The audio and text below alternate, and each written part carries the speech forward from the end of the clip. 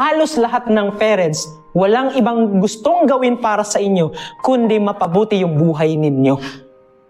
Kaya nga kayo may mabuting sapatos, magandang damit, may uniforme kayo. Lahat ng bag ninyo kompleto. Pero ang tanong ko, subukan ninyong pumunta sa bahay ninyo, pag uwi nyo mamaya, buklatin ninyo mismo yung aparador ng bahay ninyo, ng mga damit ninyo. Pansinin ninyo, may underwear silang butas, mga damit nilang gisi-gisi. Pero ang tanong ko, kaya nilang bumili para sa sarili nila, pero bakit hindi nila ginagawa? It is because they don't think para sa sarili nila. They are thinking para sa inyo. Kung reason ang tatanungin ninyo, please, 1, para i-improve yung sarili ninyo. 2, kahit papano, yung sakripisyo ng parents ninyo, isipin ninyo. Kasi hindi madaling magsanggot ng guma.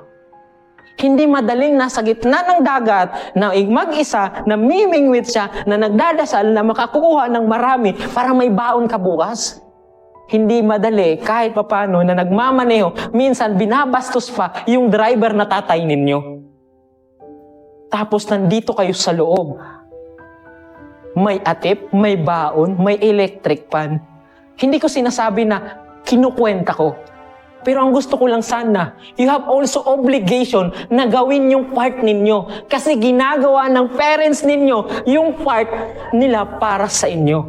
Maybe kulang, pero they're doing their best.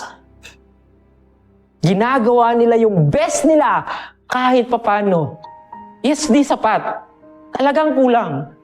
Pero yung hirap nila, makita ninyo, subukan ba ninyo na magtrabaho sila?